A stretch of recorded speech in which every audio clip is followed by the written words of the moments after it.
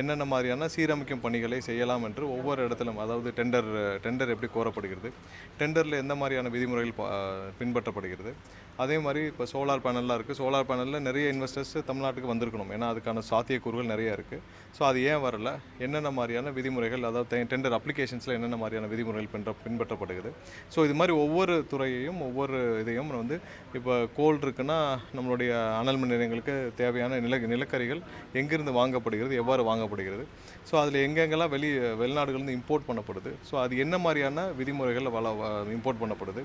So கோல் வந்து நம்ம கொடுக்குற கான்ட்ராக்டர்ஸு, அதாவது கொடுக்குற கான்ட்ராக்டர்ஸ் அதே கிலோ கேலரிஸ்க்கு சப்ளை பண்ணுறாங்களா.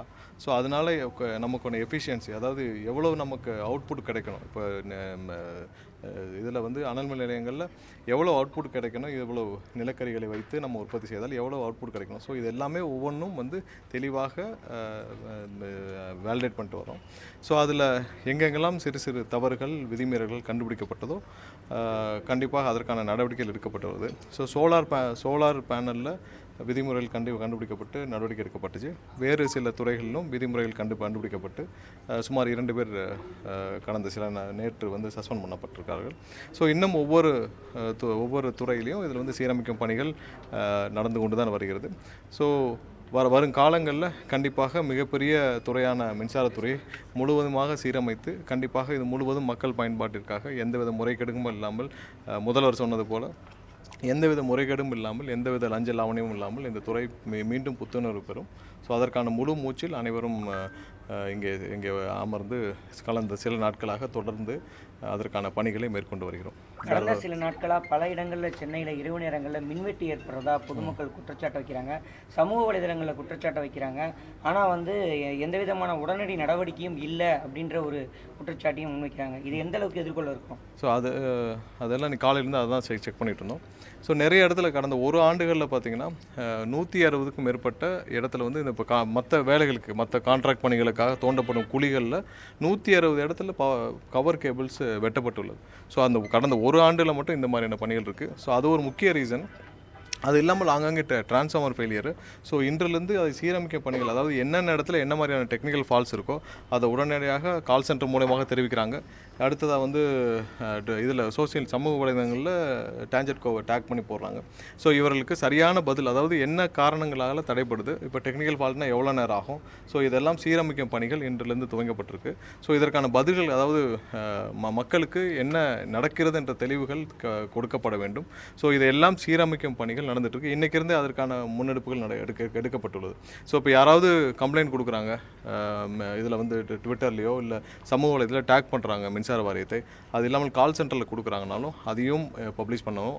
அது இல்லாமல் எங்கேயாவது இந்த மாதிரியான டெக்னிக்கல் ஃபால்ட்டுனால வர்ற மின் தடைகளை அதையும் சமூக வலைதளங்களில் பப்ளிஷ் பண்ணுறதுக்கான ஏற்பாடுகளும் செய்யப்பட்டிருக்கு. ஸோ இன்றிலிருந்து அதுவும் துவங்கும். ஏன்னா இதெல்லாம் சீரமைக்கும் பணிகள் வெகுவாக நடந்து வருகிறது. கண்டிப்பாக சீரமைக்க வேண்டிய பணிகள் இருக்குது. உங்கள் எல்லாரும் தெரியும், மின்சார வாரியம் கிட்டத்தட்ட 2.5 லட்சம் கோடி கடனில் இருக்குது. ஸோ அது இல்லாமல் ஊழியர்கள் பற்றாக்குறை, 1,40,000 பேர் வேலை பார்க்க வேண்டிய இடத்துல இன்றைக்கி 70,000 பேர் தான் வேலை பார்க்குறாங்க. ஸோ இந்த பற்றாக்குறையும் இருக்குது. இது இல்லாமல் இந்த துறை யார் இதுக்கு முன்னாடி நிர்வகிச்சாங்கன்னு தெரியும். ஸோ அவர்கள் ஒரு சில பேர் இந்த துறையில் வந்துட்டு போனாலும் இந்த துறை என்ன மாதிரி ஆகும்னு தெரியும். ஸோ இதை முழுவதுமாக அடிப்படையிலிருந்து சீரமைக்க வேண்டிய பணிகள் நிறைய இருக்கிறது. ஸோ அதற்கான முன்னெடுப்புகள் இங்கே துவங்கப்பட்டிருக்கு. ஸோ அது முழு வீச்சில் நடக்கும். இன்னும் ஒரு சில மாதங்களில் அது எப்படி நீங்கள் மாறுதுன்னு நீங்களே வந்து இந்த துறை என்ன மாதிரியாக மாற்றத்தை பெறுன்னு நம்ம கண்டிப்பாக. தலைமை பொறியாளர் நீக்கப்பட்டிருக்காரு. எந்த மாதிரியான ஒப்புதல்கள் கொடுக்கப்பட்டது, எவ்வளோ டெண்டர் போடப்பட்டது, அதெல்லாம் நீக்கப்பட்ட இல்லை, விசாரணையில் இருக்குது. முறைகேடுகள் கண்டுபிடிக்கப்பட்டிருக்கு, அதனால் நீக்கப்பட்டிருக்காரு. துறை ரீதியான விசாரணைக்கு உத்தரவிடப்பட்டுள்ளது. முழுமையான விசாரணை முடியட்டும். அது மாதிரி இன்னொரு நபரும் இங்கே இருக்கிற ஒரு சீஃப் ஃபினான்ஷியல் ஆஃபீஸரும் திரு காசி என்பவரும் சஸ்பெண்ட் செய்யப்பட்டிருக்கிறார். ஸோ இந்த நபர் மேலே ஏற்கனவே சிபிஐ கேஸ் இருக்குது. சிபிஐயில் போன வாரம் இவர் போட்ட பெட்டிஷனும் டிஸ்மிஸ் பண்ணப்பட்டிருக்கு. அவர் மேலே பல குற்றச்சாட்டுகள் இருக்குது. அந்த நபரும் இன்றைக்கி நேற்று வந்து சஸ்பெண்ட் செய்யப்பட்டிருக்கிறார். ஸோ இது போன்ற நபர்கள் இனிமேல் இந்த வளாகத்துக்குள் வராத அளவிற்கு, இந்த மாதிரியான முறைகேடுகள் நடக்காத அளவுக்கு என்ன செய்யணுமோ அதை தெளிவாக முதல்வர் தலைமையிலான அரசு செய்யும். இல்லை, அதை தான் இப்போ திட்டமிடணும். ஸோ இதை முதல்ல நிர்வாகத்தை சீரமைக்கணும். நிர்வாகத்தை சீரமைச்சிட்டு அதற்கப்புறம் வந்து தேவையான நடவடிக்கைகள் எடுக்கணும். முதல்ல நிர்வாகத்தை சீரமைச்சிட்டு இது தேவையான நடவடிக்கைகள் எடுத்து விட்டு தான், இப்போ நீங்கள் டெண்டர்லேயே டிரான்ஸ்ஃபார்மர் இதில் என்ன இஷ்யூ, 8 லட்ச ரூபா மதிப்புள்ள 500 kVA டிரான்ஸ்ஃபார்மரை 13 லட்ச ரூபாய்க்கு இவங்க வந்து டெண்டர் கால்ஃபர் பண்ணியிருக்காங்க. ஸோ அதுலேயே முறைகேடு இருக்கிறப்போ, அதிலே விதிமீறல் இருக்கிறப்போ, அதிலே தவறு இருக்கிறப்போ அங்கேருந்து சீரமைச்சா தான் எல்லாம் மாறும். ஸோ அதனால் முதல்ல பேஸை சீரமைச்சிட்டு தான் அதுக்கப்புறமான இதை புத்துணர்வு கொண்டு வரதுக்கான முயற்சிகள் நடக்க வேண்டும். ஸோ அது அந்த நடவடிக்கை நடந்துருக்கு. போன கவர்மெண்ட்ல சோலார் விண்ட் ப்ராஜெக்ட்ஸ் வந்து நிறைய பார்ட்டி ஃபண்டு பிரைபு அந்த மாதிரி நிறைய வாங்கணும் குற்றச்சாட்டு எழுந்தது. இல்லை அது தெளிவாக இல்லை, இது வரைக்கும் சோஃபார் தெளிவாக இல்லை. இனிமேல் அந்த மாதிரியான அது நேற்றே அதுக்கான நடவடிக்கைகள் எடுக்கப்பட்டு விடுச்சு. இனிமேல் அந்த மாதிரியான எந்த சூழ்நிலையும் இங்கே இருக்காது. யாரெல்லாம் வெளியிலேருந்து சோலார் பேனலுக்கு இன்வெஸ்ட் பண்ண நினைக்கிறார்களோ அவருக்கு இப்போ ஒரு டிரான்ஸ்பரண்டான ஒரு சிஸ்டம் உருவாக்கப்படும். தெளிவான டிரான்ஸ்பரண்டான சிஸ்டம் உருவாக்கப்படும். யார் வந்து எங்கேயும் வந்து துண்டு சீட்லையோ இல்லை வேறு இதுலேயோ எழுதி கொடுத்தலாம் இங்கே வந்து எந்த அப்ரூவலும் வாங்க முடியாது. ஒரு தெளிவான சிஸ்டம் உருவாக்கப்படும். எங்கேயுமே வந்து மறைமுகமாக எந்த டீலும் இருக்காது. எல்லாம் தெளிவாக போர்ட்டலில் சீக்கிரம் லான்ச் பண்ணிடுவோம்.